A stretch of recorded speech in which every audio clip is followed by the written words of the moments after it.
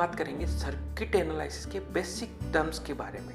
अब वो बेसिक चीज़ें क्या क्या होती है जो सर्किट के अंदर बेसिक चीज़ें हैं, जैसे नोड क्या होता है, मेश क्या होता है, लूप क्या होता है, और ब्रांच क्या होती है, एलिमेंट्स क्या होते हैं, वोल्टेज सोर्स क्या होता है, करंट सोर्स क्या होते हैं, एक्टिव सोर्स क्या होते हैं, पैसिव सोर्स क्या होते हैं, इन सब चीज़ों के बारे में सर्किट का बेसिक है, जिसमें एक सर्किट के अंदर लगने वाली चीज़ें, एलिमेंट्स, और वो किस टाइप के होते हैं, एक्टिव होते हैं, पैसिव होते हैं, लीनियर होते हैं या नॉन लीनियर होते हैं, वेरिएंट होते हैं या नॉन वेरिएंट होते हैं, बाइलेटरल होते हैं या यूनिलेटरल होते हैं। ये सारी चीज़ें आज हम इस लेक्चर में समझेंगे। तो स्टूडेंट चलो स्टार्ट करते हैं हम अपने बेसिक के बारे में। तो स्टूडेंट बेसिक में सबसे पहले आता है कि हमें एक टर्म्स जिसका नाम है कि एलिमेंट। अब एलिमेंट क्या होता है? तो किसी भी सर्किट में लगने वाला कोई चीज़, इक्विपमेंट, एलिमेंट कहलाता है। जैसे मान लो अपना इलेक्ट्रिकल का सर्किट है, उसके अंदर हमने एक बल्ब लगा दिया तो बल्ब एक एलिमेंट है। ऐसे कई तरीके के एलिमेंट होते हैं। जनरली एलिमेंट 2 टाइप्स के होते हैं। नंबर फर्स्ट है आपका एक्टिव एलिमेंट और नंबर सेकंड है पैसिव एलिमेंट। 2 टाइप की कैटेगरी होती है, एक्टिव एलिमेंट और पैसिव एलिमेंट। तो मैं बात कर रहा हूँ एलिमेंट के बारे में। तो रेजिस्टेंस, इंडक्टर और कैपेसिटर, ये तीनों ही एलिमेंट हैं। रेजिस्टेंस, इंडक्टर, कैपेसिटर, ये तीनों ही एलिमेंट हैं जो सर्किट के अंदर लगते हैं, लेकिन ये पैसिव एलिमेंट है। और पैसिव एलिमेंट कौन से एलिमेंट होते हैं? जिनके अंदर खुद का कोई एनर्जी सोर्स नहीं होता, यानी जिनके खुद के अंदर कोई पावर नहीं होती, वो जो दूसरों की पावर से चलते हैं। These elements are called passive element. तो रेजिस्टेंस, इंडक्टर और कैपेसिटर ये सारे पैसिव एलिमेंट है। तो एक्टिव एलिमेंट कौन से होते हैं? तो स्टूडेंट एक्टिव एलिमेंट वो एलिमेंट होते हैं जिनके अंदर खुद का एनर्जी होती है, खुद की एनर्जी होती है, वोल्टेज होता है, करंट होता है। जैसे वोल्टेज सोर्स हो गया या डायोड हो गया। डायोड में भी कुछ कट इन वोल्टेज रहता है, आपको पता है पी और एन जंक्शन के आसपास कुछ माइनर वोल्टेज होता है, वो डायोड हो गया, सेमीकंडक्टर हो गया। ये सारे एक्टिव एलिमेंट है। इनके अंदर खुद की एनर्जी होती है, खुद का वोल्टेज होता है। तो ये सारे एक्टिव एलिमेंट हैं। तो एलिमेंट्स को एक्टिव एलिमेंट और पैसिव एलिमेंट, और एलिमेंट लगते हैं एक ब्रांच के अंदर। जहाँ भी एक एलिमेंट लग गया वो एक ब्रांच हो गई, उसको हम ब्रांच कहते हैं। ऐसे कई ब्रांच हो सकते हैं। जैसे एक ब्रांच में हमारे पास रेजिस्टेंस लगा है, दूसरी ब्रांच में हमारे पास इंडक्टर लगा है या इंडक्टेंस लगा है, कईयों में पैरेलल में लगते हैं। तो वो सारी ब्रांचेस कहलाती है, ब्रांच। तो पहले एक एलिमेंट होता है, ये एलिमेंट जिस किसी में लगता है वो ब्रांच बन जाती है, या वायर में लगता है तो वो भी ब्रांच बन जाती है, या और ऐसी कई ब्रांच हो सकती है। अब आते हैं नोड किसको कहते हैं? नोड। तो स्टूडेंट जहाँ पर ये ब्रांच मिलती है उसको नोड कहते हैं। वो पॉइंट होता है नोड, यानी 2 या 2 से अधिक ब्रांच जहाँ मिलती है उसको नोड कहलाते हैं। कम से कम 2 होनी चाहिए। 2 ब्रांच इस तरीके से मिल गई वो नोड कहलाएगा। ये नोड पॉइंट हो गया। 2 से ज़्यादा कितनी भी हो सकती है, 3, 4, 5, और हर ब्रांच में कोई न कोई एलिमेंट लगा होता है, तो उसको बोलते हैं नोड पॉइंट। अब स्टूडेंट ये जो एलिमेंट लगते हैं, तो ये जो मैंने आपको 2 टाइप के बताए, एक्टिव एलिमेंट और पैसिव एलिमेंट। एक्टिव जिनके अंदर खुद की एनर्जी होती है, खुद का वोल्टेज होता है, करंट होता है, जैसे वोल्टेज सोर्स हो गया, करंट सोर्स हो गया। और पैसिव एलिमेंट जिनके अंदर खुद की कोई एनर्जी नहीं होती, ये दूसरों की एनर्जी से काम करते हैं, जैसे रेजिस्टेंस, इंडक्टेंस और कैपेसिटेंस। ये सारे पैसिव एलिमेंट हैं। ऐसे ही इन एलिमेंट्स की और आगे डिवाइड कर सकते हैं, लीनियर और नॉन लीनियर। लीनियर एलिमेंट कौन से होते हैं? जिनका एक रेशो कांस्टेंट होता है। फर्स्ट ऑर्डर के जितने भी एलिमेंट होते हैं वो लीनियर होते हैं, नॉन लीनियर नहीं होते हैं, यानी उनका रेशो एक जैसा नहीं होता, वोल्टेज और करंट दोनों की वैल्यू एक साथ नहीं चेंज होती, वो नॉन लीनियर होते हैं। जैसे सेकंड ऑर्डर के जितने भी इक्विपमेंट है वो नॉन लीनियर होते हैं। ऐसे ही वेरिएंट एलिमेंट, वेरिएंट और नॉन वेरिएंट। वेरिएंट एलिमेंट वो होते हैं जिनकी वैल्यू टाइम के साथ चेंज होती है। नॉन वेरिएंट एलिमेंट वो होते हैं जिनकी वैल्यू टाइम के साथ चेंज नहीं होती। वेरिएंट और नॉन वेरिएंट, जैसे वेरिएंट एलिमेंट कौन सा है? डायोड या एससीआर, ये वेरिएंट है। इनकी वैल्यू टाइम के साथ चेंज होती है, इनके अंदर रेजिस्टेंस की वैल्यू चेंज होती है। और नॉन वेरिएंट कौन से हैं? रेजिस्टेंस, इंडक्टेंस, कैपेसिटेंस, इनकी वैल्यू टाइम के साथ चेंज नहीं होते। ऐसे ही इसकी एक कोर कैटेगरी होती है एलिमेंट की, इसको हम कहते हैं बाइलेटरल और यूनिलेटरल। अब बाइलेटरल और यूनिलेटरल क्या होते हैं, सबसे पहले बात करते हैं यूनिलेटरल की। तो यूनिलेटरल यानी एक दिशीय, यानी ऐसे एलिमेंट जिनकी डायरेक्शन एक ही हो, यानी इनको एक तरीके से ही वोल्टेज दिया जा सकता है। जैसे डायोड है मान लो, तो डायोड का P और N स्पेसिफाइड रहता है, तो P को पॉजिटिव के साथ जोड़ते हैं, N को नेगेटिव के साथ जोड़ते हैं, तो वो कंडक्शन करता है। तो डायोड क्या है, यूनिलेटरल, यानी एक दिशा में जो चलता है। SCR भी यूनिलेटरल है, जितने भी इलेक्ट्रॉनिक्स डिवाइस है कुछ एक को छोड़ के लगभग यूनिलेटरल है। तो यानी जिनमें एक डायरेक्शन में ही सही तरीके से करंट फ्लो होता है।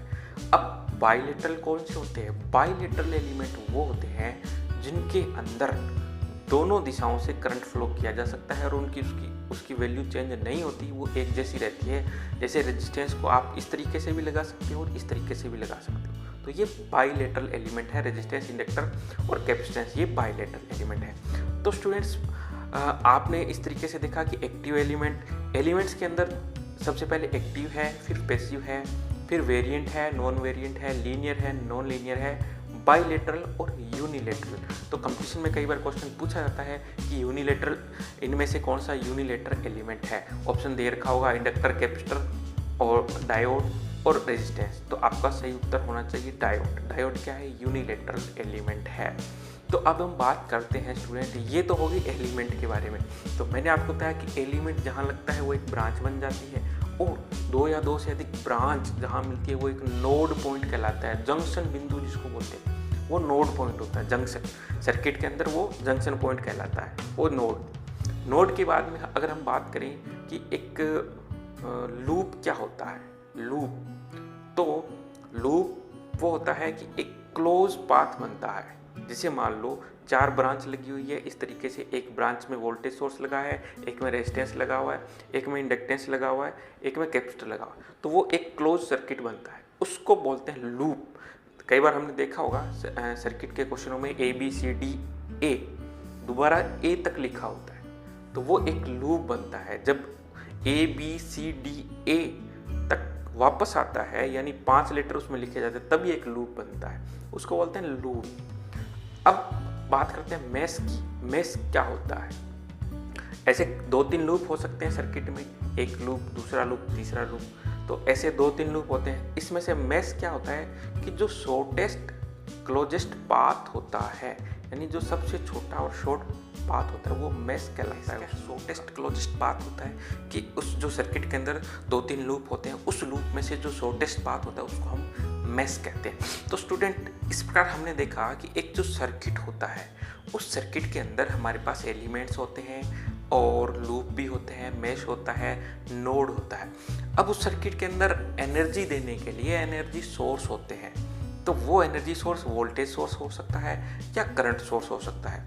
तो वोल्टेज सोर्स और करंट सोर्स, जैसे आपने कई बार सर्किट में देखा है कि यहाँ पे एक वोल्टेज सोर्स लगाते हैं, फिर रेजिस्टेंस होता है, फिर इंडक्टर होता है, या बहुत सारे और रेजिस्टेंस लगे होते हैं, या एक करंट सोर्स होता है। तो ये सोर्स कौन होते हैं, क्या ये सोर्स कौन से होते हैं और किस तरीके से रहते हैं। तो स्टूडेंट 2 टाइप के सोर्स हैं सर्किट के अंदर, वोल्टेज सोर्स और करंट सोर्स। तो पहले हम वोल्टेज सोर्स के बारे में बात करें कि वोल्टेज सोर्स जो सर्किट को वोल्टेज देता हो, ठीक है, वो वोल्टेज सोर्स रहता है।